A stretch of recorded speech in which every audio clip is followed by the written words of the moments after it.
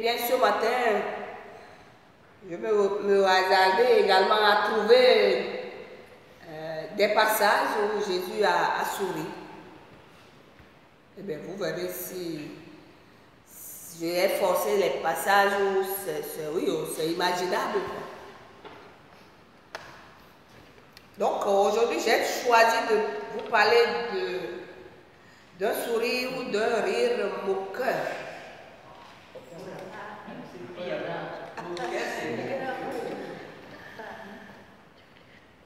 Oui.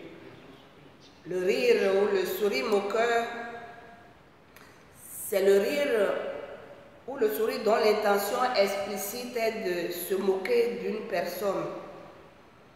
Et c'est même l'un des moyens utilisés pour ridiculiser une personne, par exemple pour ce qu'elle est, pour son apparence, pour ce qu'elle prétend être, etc. Parfois, dans ces rires, ça peut être réciproque. Et dans ce cas, le rire moqueur cesse d'être moqueur et devient de l'humour. Voilà. Je donne un exemple concret. On dit, ah ben, comment se fait-il que tu as un nez comme nos amis là, je ne veux pas le dire. Et l'autre qui répond également en trouvant par exemple moi mon front qui ressemble au front d'autres. Ça peut être réciproque comme ça. Il trouve le nez de l'autre, l'autre trouve le front, son front. Et c'est comme si ça fait un match nul, quoi. Donc il y a de ces rires, de ces moqueries qui sont réciproques et qui peuvent être de l'humour simplement. Mais la plupart du temps, le rire moqueur cherche à humilier. Il cherche à ridiculiser, à mépriser l'autre.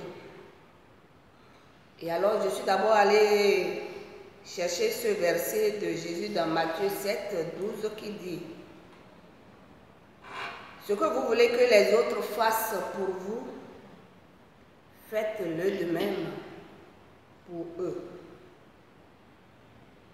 Tu ne veux pas qu'on se moque de toi en riant à gorge déployée ou même en silence?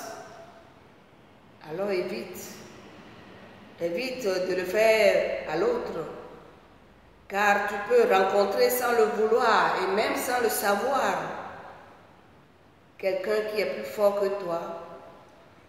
Et si ce dernier le souhaite, peut t'humilier par le rire, en se défendant sans difficulté.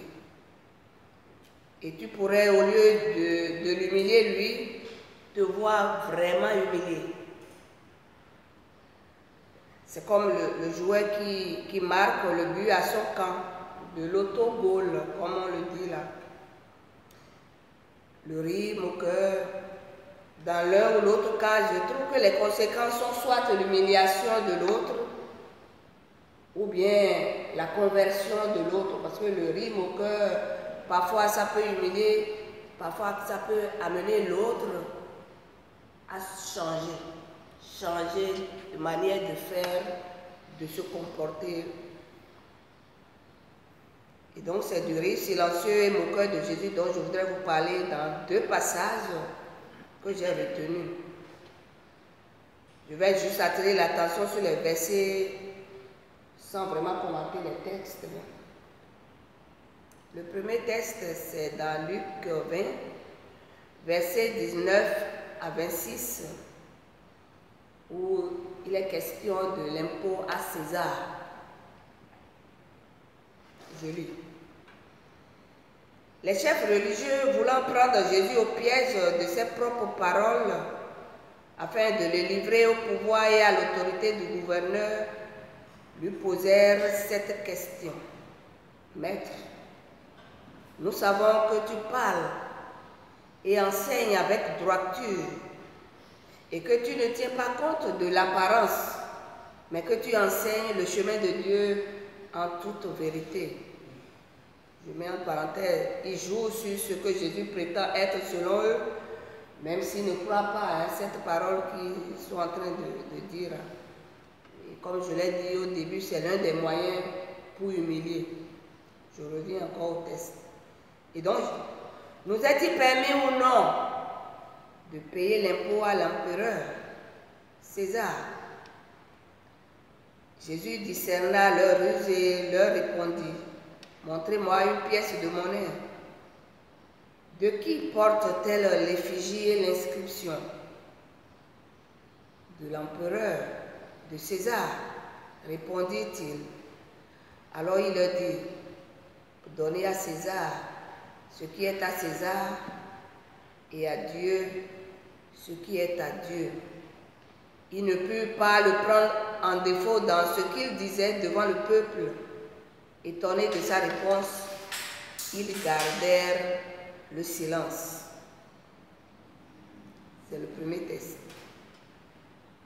Pour ces juifs, ces responsables, je trouve d'abord que c'est de l'autogol. Ils voulaient aller humilier, c'est plutôt eux qui sont humiliés. Le second test se trouve dans Jean 3, 1 à 10. Je ne vais pas tout lire, j'ai choisi quelques versets dedans. Il s'agit de la rencontre de Nicodème, le pharisien, et Jésus. Nicodème va de nuit trouver Jésus et lui dit, Maître, nous savons que tu es un enseignant envoyé par Dieu, car personne ne peut faire ces signes miraculeux que tu fais si Dieu n'est pas avec lui. Jésus lui répondit, en vérité, je te le dis, à moins de naître de nouveau, personne ne peut voir le royaume de Dieu. Et Nicodème lui dit, comment un homme peut-il naître quand il est vieux? Peut-il une seconde fois entrer dans le ventre de sa mère et naître? Et Jésus, comment cela peut-il se faire? Et Jésus lui dit, tu es l'enseignant d'Israël, toi, et tu ne sais pas cela? Et alors pour répondre, bien aimé, aux questions, voici, je me dis, en me mettant à la place de Jésus et même de ses adversaires, ma réponse est sans équivoque. Il n'y a pas de sourire réciproque dans ces deux passages. Mais j'imagine Jésus en train de secouer la tête avec un sourire silencieux, un sourire moqueur, après avoir démasqué leur piège, en remettant les chefs religieux qui repartent en silence à leur place. Je le vois également peut-être sourire en amenant le dernier là, Nicodème, à la conversion. Et nous le verrons, Nicodème à la fin, à la croix, nous le verrons là en train d'aider Joseph d'Arimathée à assurer au corps de Jésus une sépulture décente. Voilà, donc je dis par rapport dans ces deux passages, je vois Jésus en train de se moquer un peu des pharisiens qui sont allés le voir et également même de Nicodème, mais ce n'est pas dans les mêmes conditions. Pour les uns, c'était vraiment de la moquerie. Et pour l'autre, sa réponse a amené l'autre à la fin, à la conversion, parce qu'il est revenu. Toi, tu es un enseignant, je sais que tu ne connais pas ça, alors que lui, il allait pour piéger Jésus.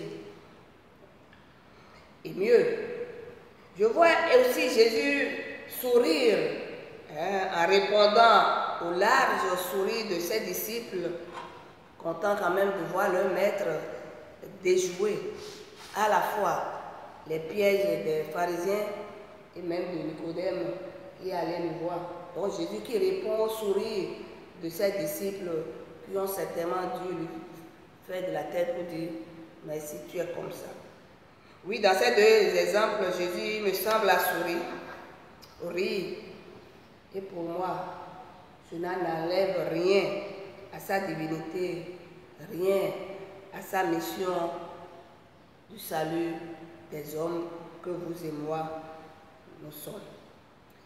Voilà ce que je trouve. Je ne sais pas s'il y a quelqu'un qui veut dire le contraire par rapport à ça.